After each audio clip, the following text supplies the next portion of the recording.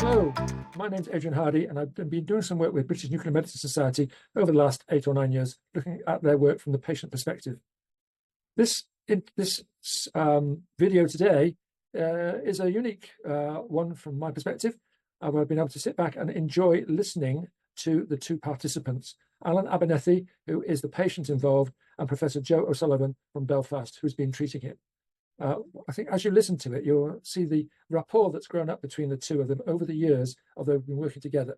And certainly from Alan's point of view, the fact that he's now alive 6 years after being diagnosed with really almost terminal prostate cancer is a boon and demonstrates the value of the work now being done with nuclear medicine across the country.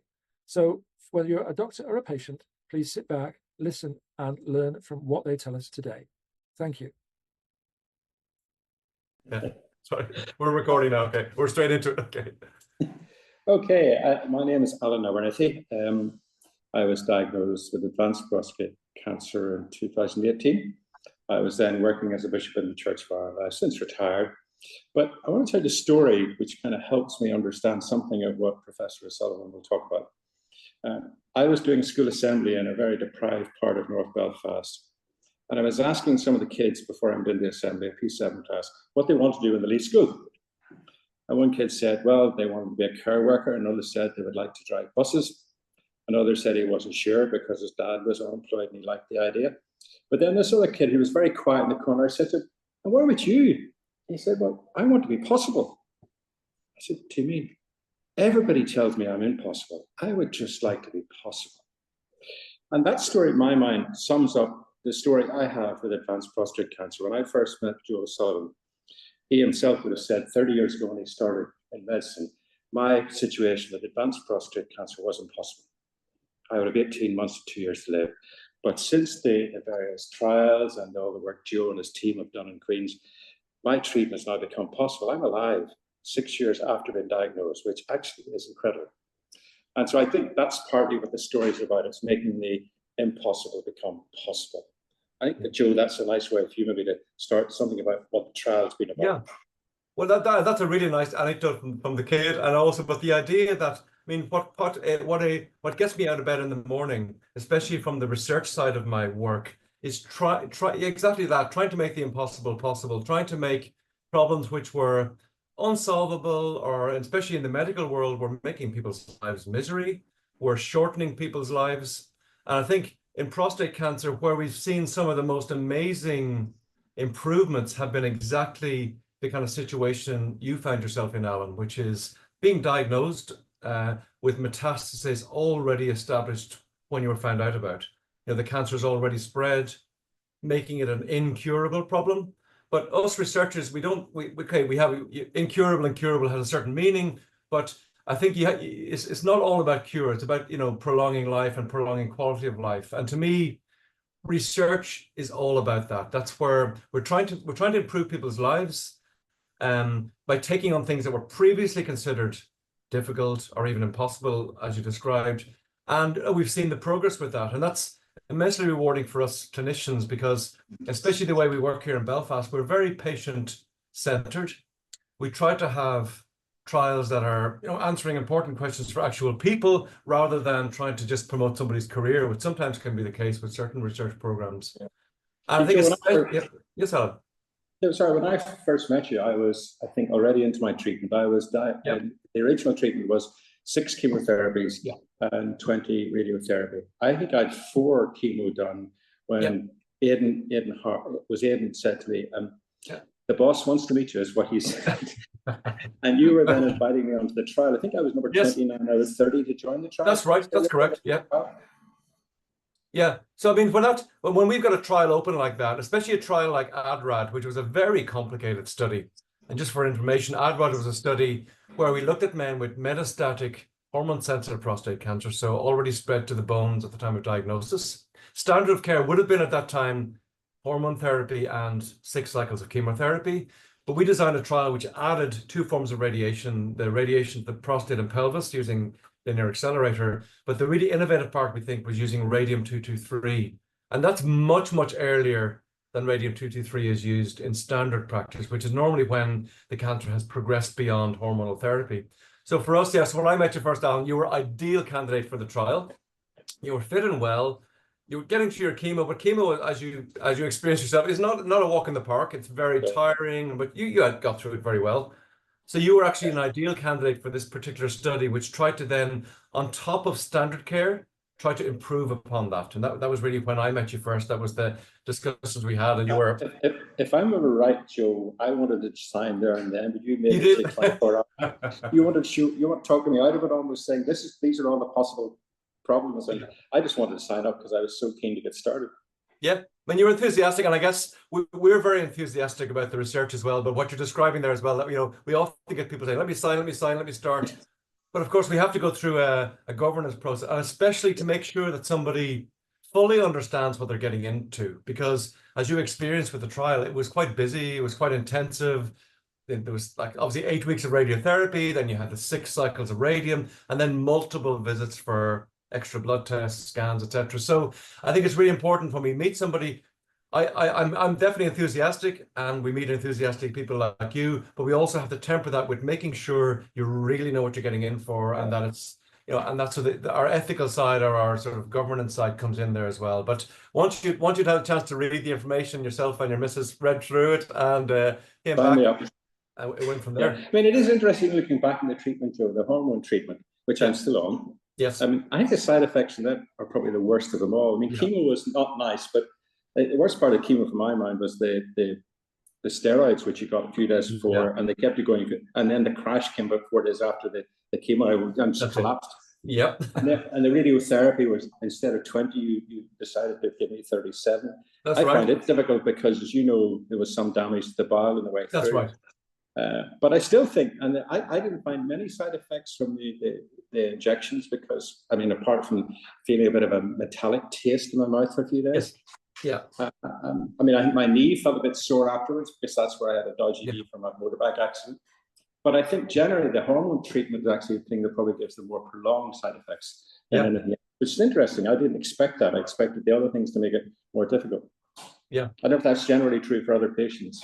Yeah, I think people have a variety of experiences. I think you're right. I think the hormone therapy, which basically is castration therapy, gets rid of your testosterone. There's no nice way of saying that. And that's a big change, because testosterone, as well as sexual function, which of course is important, it's also physical functioning, energy, that type of thing. So when men go from normal testosterone to no testosterone, that's probably the biggest change. It's like menopause within a few weeks, and it's an unexpected big change.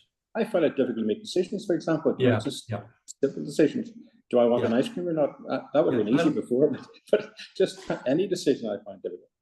Yeah, and I think we underrate that. And to me, in my career, one of the things I really want to see is that things like radionuclides actually have the potential to reduce our dependence on castration hormone therapy. I would love to look to the future where, say, 5-10 years from now, someone like yourself presenting doesn't have to have castration therapy. That's a combination of other drugs, but definitely radioligand or radionuclide therapy will be part of that. And hopefully will reduce the need for that. Because as you say, the chemo was tiring, and there was the sort of chemotherapy hangover a few days later, but you got through it. But the hormone therapy is life-changing, and as you say, continues to be. And I think it's something that it's something we underplay a little bit. And then the radium injections, Alan, do you remember heading down to nuclear medicine to get your injections? I remember the nurse in full kit saying to me as she put the needle in my arm, "Don't speak while I'm doing this because you're radioactive." Yeah, I mean, it's a whole different world. I think the world of radioisotopes, for those obviously people who are part of the British Nuclear Medicine Society, are very familiar with these agents, but they come with them. They're not like standard drugs where you can just put them on a shelf, because they have a half-life. They're decaying, so there's storage issues. You have to protect both the patient receiving it, the staff giving it, and then the people at home when the patient goes home. So there's a lot of, I suppose, things we have to measure. It's quite a complicated area, but once it's done properly, the patient experience should be very smooth. And leave it to the technicians in the business to worry about it. But I still think the most amazing thing was when the injections finished. That was the last part of the treatment. You brought us in to show us the scan before and afterwards, and it's just I call it a miracle of modern medicine. Amazing that the cancer was in my bone, just was no longer there. I mean, it was staggering. It really was. Yeah. And we think what's happening there is the combination of the different therapies. So on its own, the chemo or on its own, the hormone therapy or its own, the radium wouldn't do that. We think there's a synergistic combination there. And it's really interesting, you know, we're going to have some new data about radium-223. We're going to the big European oncology meeting is happening starting tomorrow in Barcelona. And I'm going over to that. And there's new data showing radium-223 moved earlier in the disease can have a massively improved effect on survival. So I think it's a very exciting time for radionuclide therapy generally, because radium itself, first of all, has been around now for 15 years really in the clinic. We've new drugs which are targeting things like PSMA. So lutetium PSMA is now a drug available. But I think there's still a very strong role in prostate cancer for radium-223. And I think what I really like about that drug is patients getting it don't really experience much in the way of side effects, very absolutely, yeah.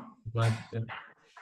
I mean, there was the metallic taste, but that was exactly. temporary, very temporary. Yeah, and some people, I mean, there's no doubt, some people do get nausea. If the metallic taste can convert into nausea, some people can get some diarrhea and things like that, and it can affect the blood counts. We have to monitor that. Okay.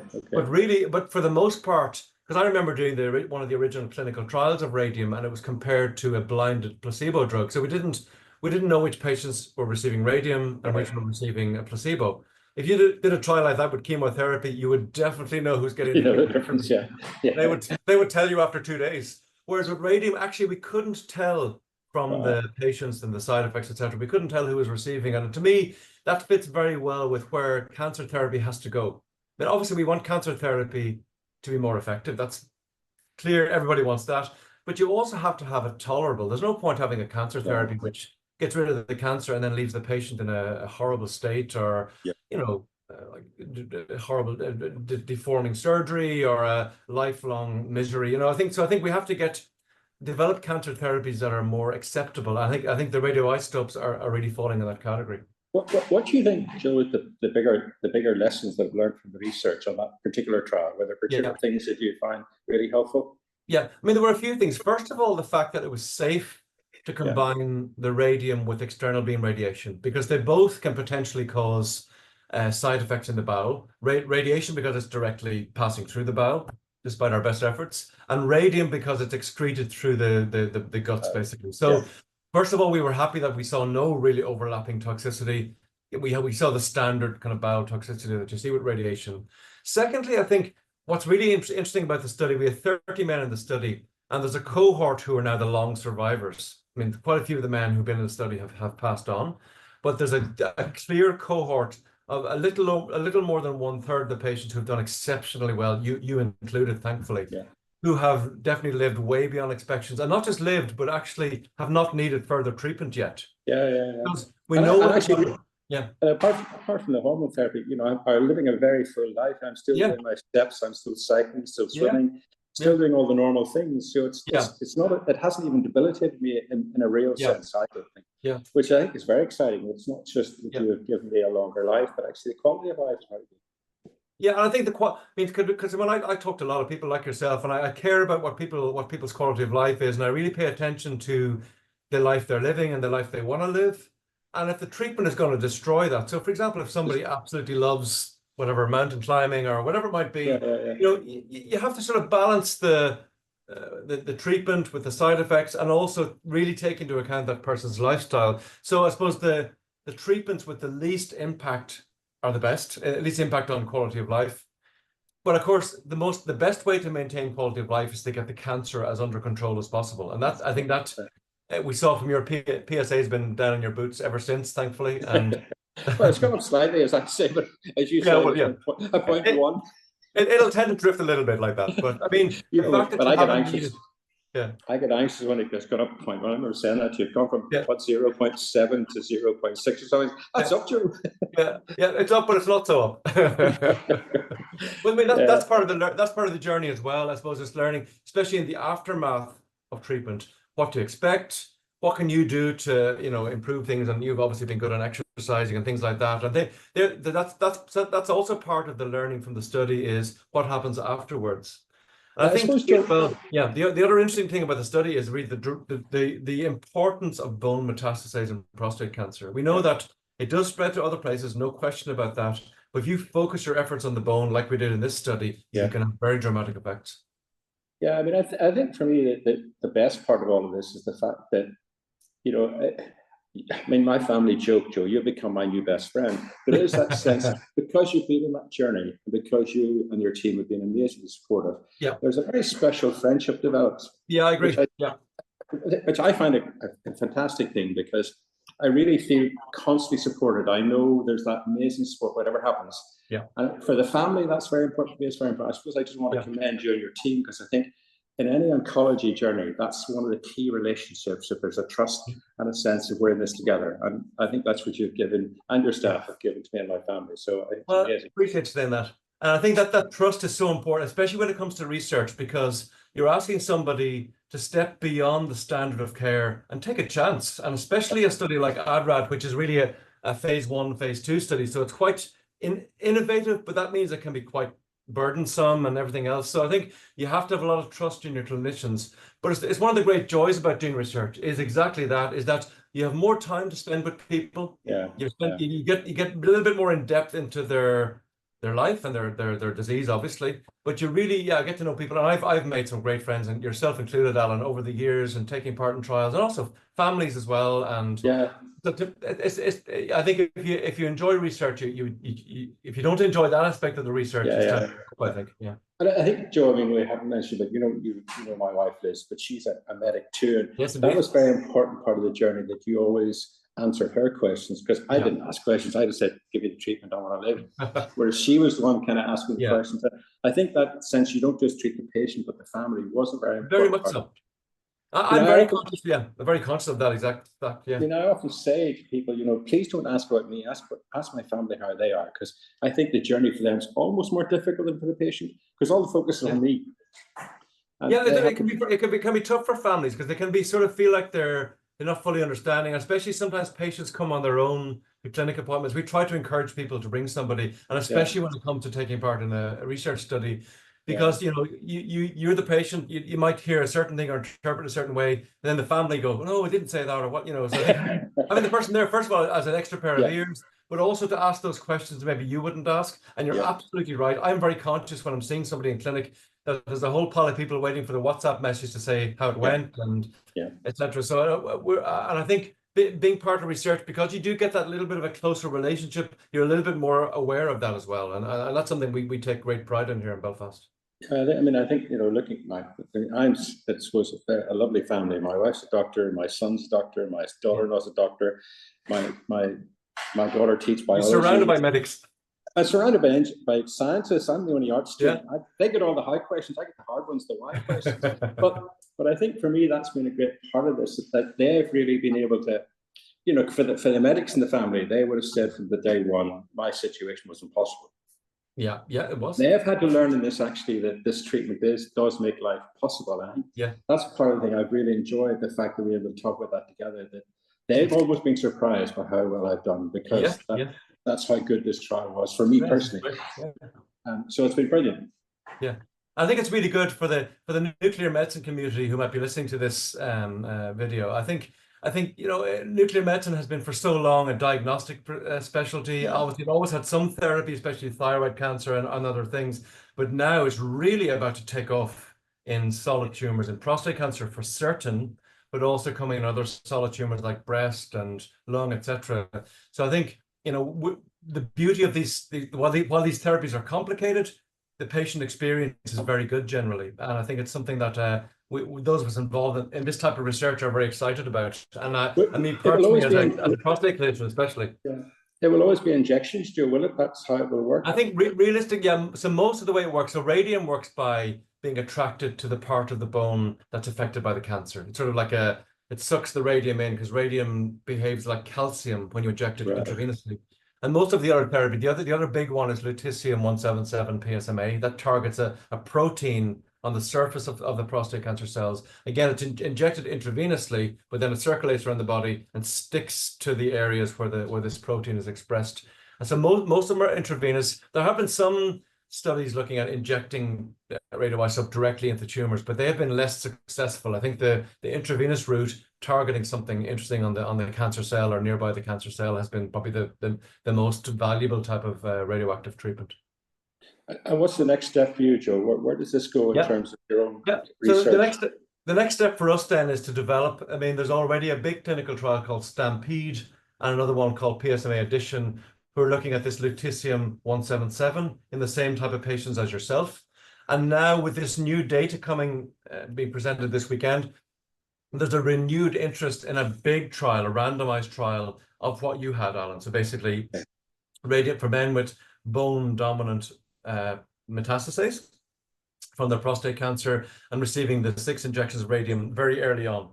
Okay. Most of the men we treat with radium these days have had several lines of therapy first, and they're probably in the last 6 months or a year of their life. This would be moving it way, way upstream to where you had it.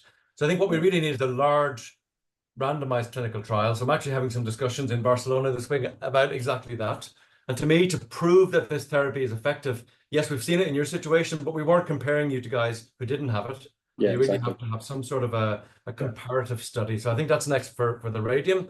But what's next for radioisotopes is absolutely exciting beyond belief, because as well as bone targeting, PSMA targeting, there are now several other targets emerging that are on the cell surface and might be unique to an individual cancer or an individual patient. And there's some very interesting radioactive isotopes. Radium that you had is an alpha emitter. That's a very powerful form of radiation that travels a very short distance. And there are several new alpha emitters, thorium-227, actinium-225. These are drugs which, if you stick it to the right, I suppose, plug, it'll attach to the right socket on the cancer and deliver massively powerful radiation. And it's a bit like why radium works so well. It delivers massively powerful radiation to a small radius, but it doesn't really affect the bone marrow. It doesn't really affect the wider person.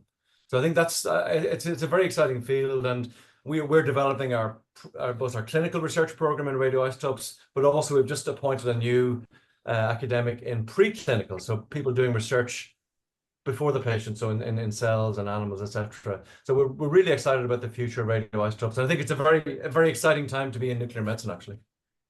Wonderful, fantastic. Yeah. But is it expensive, Joe? Yes. So actually, radium-223 is not too bad, in the sense that it's been around for quite a few years. The production is not. It's more most of the cost is really in the production is pretty straightforward, but the logistics and getting it safely and all that kind of stuff. But the newer drugs are massively expensive, and I think we're going to have to do a lot of work to make things more cost effective. I think if they were replacing castration therapy, it would be a no-brainer. They'd be worth a lot of money then, because not just the actual financial cost of being given these drugs every 3 months, but also the human cost of that as well. Yeah. So I think while they are at the moment very expensive, I think that will come down. And I'm seeing a future where big hospitals will sort of manufacture the isotopes and the radioligands and then distribute them to their network locally. Yeah, amazing. I think there'll be radioisotope factories. That's my sort of what we call theragnostic centers, where patients have their imaging. Yeah. And I think we'll also see much more patient-specific isotope development. So we make an antibody that's just suitable for that one patient and their tumor, and then you attach a radioactive chemical to that and then into the patient, and hopefully. But I think as part of a sort of a multi-modality treatment, it's going to make a huge difference, I think. So I think we're really excited about the field. But the ADRAD study was the first time we did it in hormone-sensitive prostate cancer. So we're really proud to have delivered that. And I'm so glad to have met you, Alan, and got to know you. And Lynn as well. I'm very proud to have been on it. And I suppose, Joe, it comes back to where we started. You really are making the impossible possible. Thank you. Yeah, that's a good finishing line. Thanks, Alan. Brilliant. Thank you. Thanks. But don't finish just yet. Thank you for that. I think you answered most of the questions I could have dreamt up, but one or two others. I mean, you mentioned the radium treatment focuses on the bones, and the lutetium actually focuses on the metastases that might be elsewhere in the body. Yeah. Is it possible to do them both at the same time, or is that just too radioactive for people to it's not so much that it's not too radioactive. It's just there are moves to try and combine radionuclides because they have complementary effects. Yeah, the radium just goes to the bone, but the lutetium will go wherever this protein is expressed. So that protein could be expressed in a lymph gland or a lung metastasis, but also the bone as well. So there definitely would be the slight, I suppose, to me, one of the slight challenges of combining radium with lutetium, we don't have data on that, but it might be extra bone marrow toxicity might be one of the issues. But potentially, they are complementary as well. And there are studies being planned combining drugs like beta emitters like lutetium-177 with an alpha emitter like radium. And there are many other isotopes in development along those lines. So it may well be that it's a combination of radioligands which provides the best. I suppose it depends on the stage of the patient as well. But say, for example, a little bit more advanced from where Alan was, say, in metastatic castration-resistant prostate cancer, there may be some scope for combining isotopes there. But toxicity is only one aspect.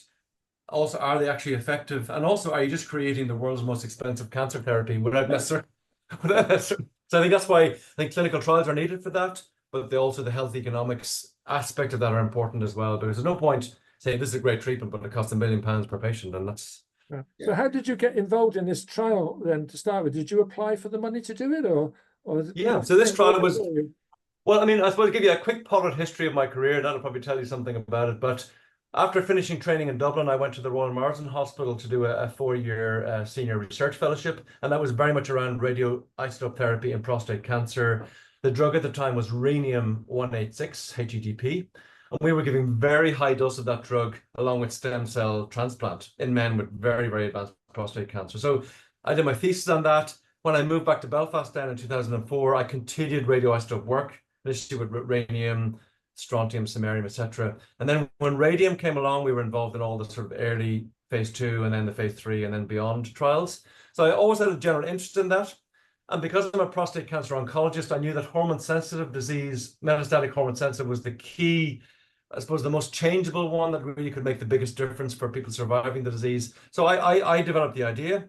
I got funding from Bayer Pharmaceuticals to provide the radium and also to provide some support for the actual running of the study. And then we had funding here from our own local charity, as well as from Prostate Cancer UK to run the study. So all in all, I think we brought in around £2 million altogether to run the study, and Bayer obviously provided the drug free.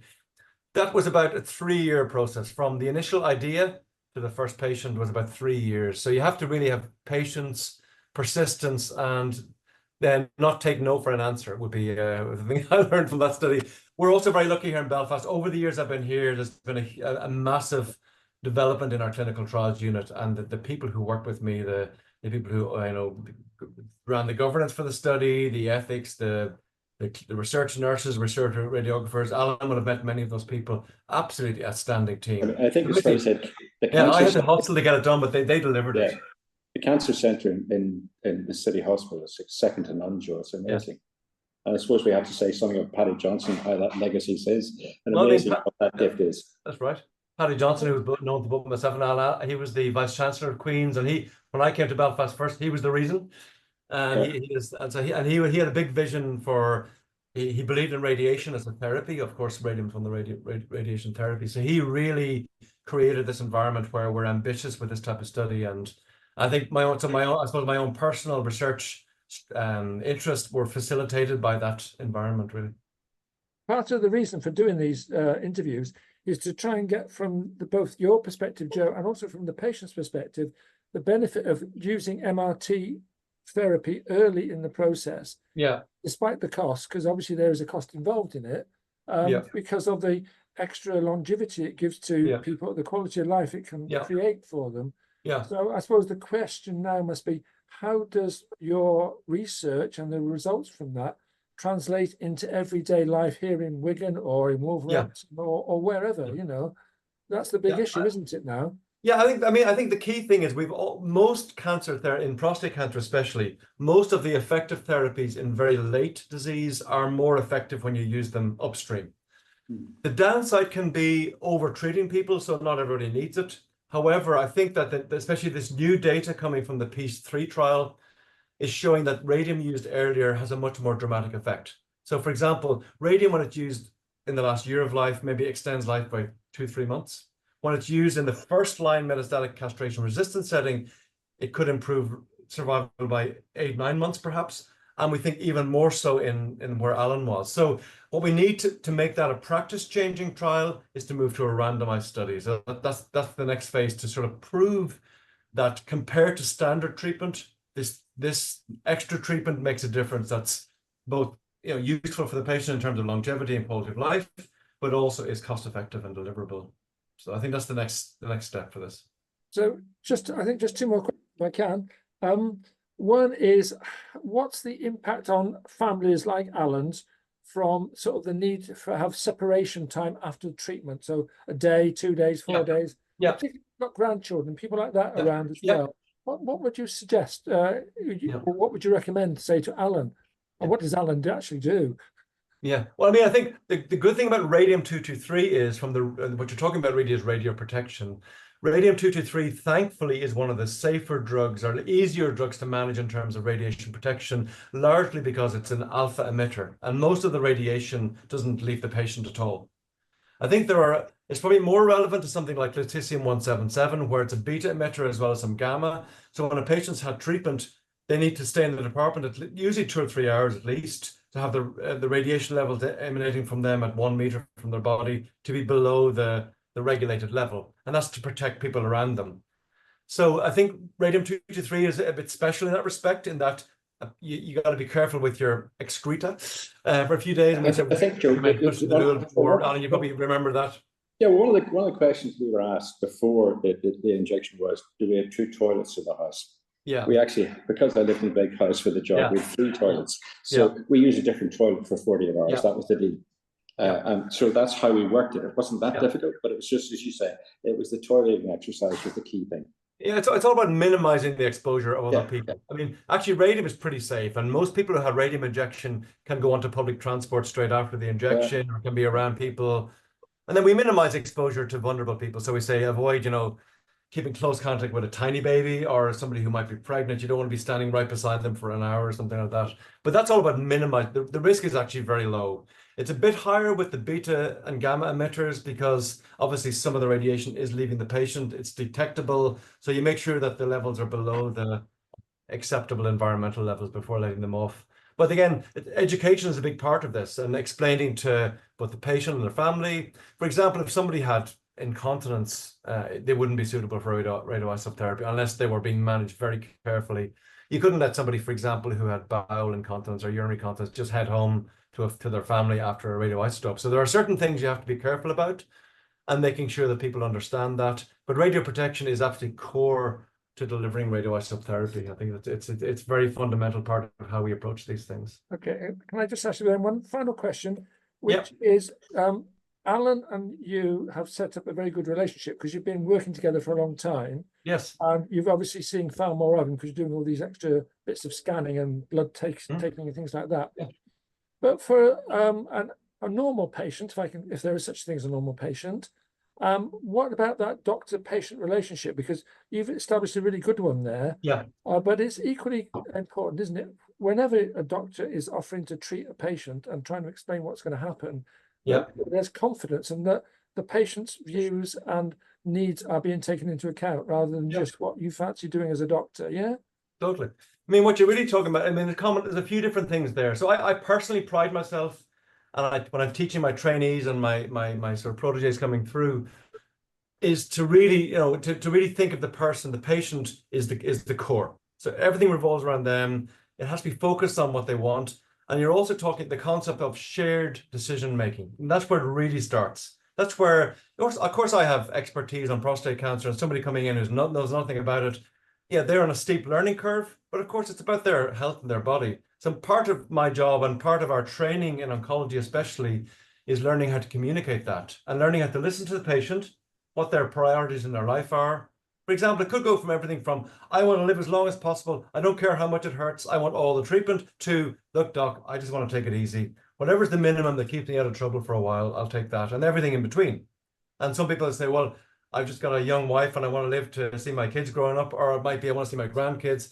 Everybody has different priorities. And I think listening to people and paying attention to them and trying to picture their life and trying to picture what their priorities are, I think is nearly more important for an oncologist than understanding all the fancy drugs and the various proteins, etc., that are involved in our work. So I mean, I personally take great pride in that, and I get the reward is massive. To get to know people, to build a relationship with somebody, a trusting relationship between people, is an incredible experience. And I really feel lucky in my job that I can do that much more than somebody who, say, doesn't work with people in their job, So while it is key, and I think, as I said earlier, I think research especially needs trust, because you're asking somebody to not just have the standard treatment that's in the protocol that's on the internet, actually to have something more, to take a chance.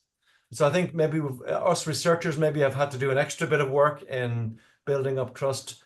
But to me, the trust begins with having a two-way conversation. It's not just you are the patient and you're going to have this treatment and that's that. It's very much listening, using the expertise that we have in helping the patient make decisions, but very much it's a shared decision. So Can I just say, Joe, that in my experience, I didn't actually meet you until I was after my fourth chemotherapy. So my journey had taken quite a bit before then. Yes. And it was one of your staff, Aidan. I mean, he did exactly the same. I mean, I'm still friends with him. So the relationship, it wasn't just about you, it was about your staff, your team, and the whole, I mean, the whole place radiates that sense of that teamwork and looking after the patient. So I think it's fair to say that, I mean, you are particularly good at it, but I think many of your staff have learned from you. And it is not just about you, it's about a team that works as a team. Yeah. And then what you have, then you actually have more content patients. You get less complaints. You get just a more generally more. Well, first of all, it's a much more enjoyable experience if you've got trust and you've got mutual respect for each other. But it also cuts down on complaints and hassle and things like that as well. So it's well worth doing, but massively rewarding. And I think once people see, we've seen, we're always teaching that to trainees, but when you see the lived experience of that and the benefits of that, it's a no-brainer after that. Well, that's great. Well, thank you very much for that. Great. We probably covered everything I could ask Alan as well. Okay. So thank you to you. We both finished. Thanks, Adrian. Alan lasting for a few more years to be your prime example of what earlier treatment could actually achieve. Yeah, big time. Yeah. Big time. Yeah. So great. Thank you both for your time. Thanks, Adrian. Great to see you, Alan. Hopefully see you soon again. Take care. Cheers. Bye, everyone. Bye-bye. Bye now. Bye-bye.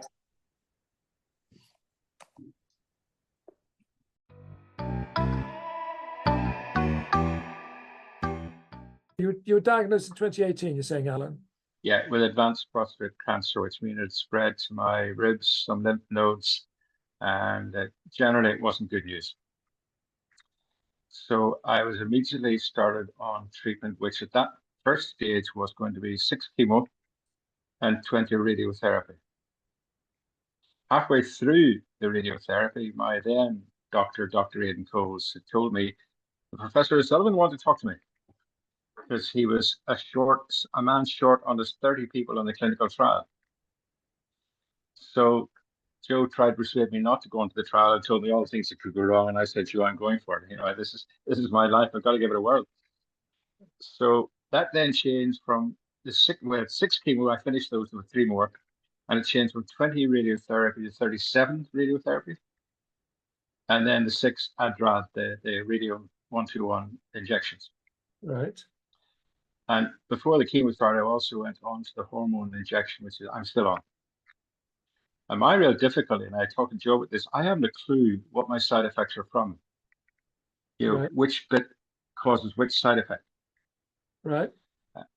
So when I talk about the side effects, I'm not just sure it's about the radium injection. I think they're probably the fewest side effects are from it. But you always talk about side effects in general. Right. Yeah. So. Yep.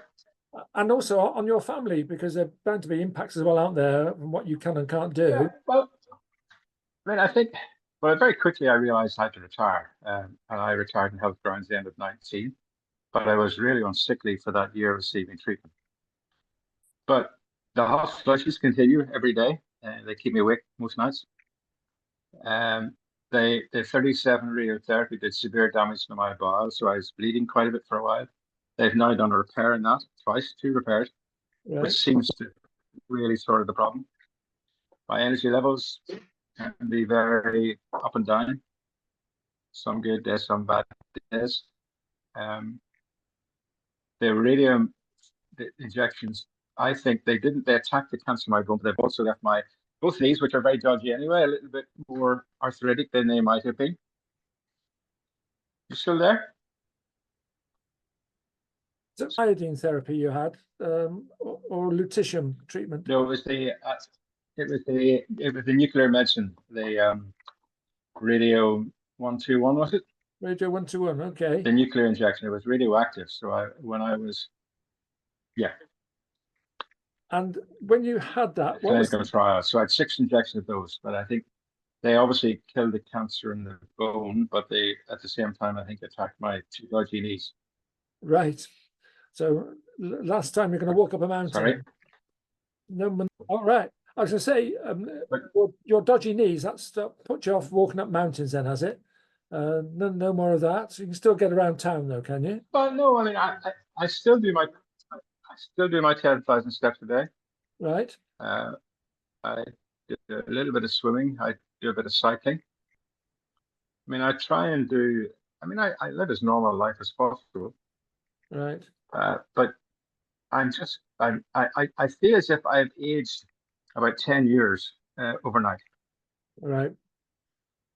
So when you're on this when you're on the radioactive treatment, how does that impact on sort of being close to your grandchildren or your partners, you know, people like that? Because you're meant to be kept away a bit, aren't you?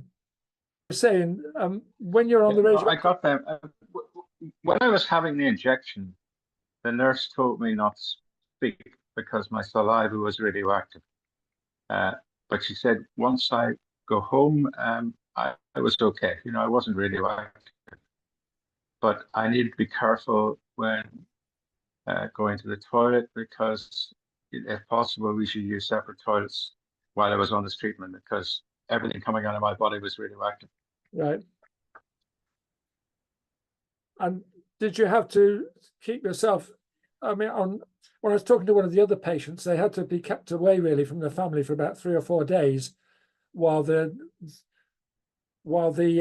radioactive level fell down to an acceptable level, I suppose you put it that way. But that didn't happen to you. No, I mean, I felt a very strange metallic taste in my mouth all the time during those 6 injections. And food wasn't a great delight during that period because everything tasted metallic. Yeah. But that cleared fairly quickly. I didn't feel anywhere near the tiredness I felt with chemo. So I mean, each treatment had its effects, but I think probably it's the cumulative effect is the worst part. Right. And when I think for the family, it was just hard to watch. Yeah. So when you were meeting with Joe to talk about this, you being the 30th member on his trial, the trial was using this radioactive material, was it? The 121, right? Yeah. And how did he explain it to you? How did he sell it to you? Oh, in great detail. Joe, Joe talked to me first. Talk to you first, yeah? Yeah, Joe told me all the possible things could go wrong. I immediately wanted to sign. He said, "No, Alan, I can't let you do this. You've got to give 24 hours." And I said, "Joe, I want to do this." And he said, "No, you need to come back tomorrow." But in a sense, he told me all the possible things that could go wrong. And, you know, it's poison in your body, and you had a lot of poison already. But I just felt I had to do it because it gave me a chance of living longer, and it was worth the risk. And also, it would help others because the trial would obviously give results that could help others. Right. So these 6 injections you had, they were a fortnight apart, were they, or something like that? Were the injections a couple of weeks apart, Alan? 4 weeks apart. 4 weeks apart in your case? Yeah. And they started before I finished my radiotherapy. Right. But the treatment in total lasted 12 months, the whole, you know, everything. What, from the chemotherapy through the radiotherapy? Yeah, because there was a gap between the chemo and the radiotherapy. Right. And then the radiotherapy lasted over 6 weeks. Right. And like nearly 8 weeks. And then the injections were once a month for 6 months. So some of them started while I was still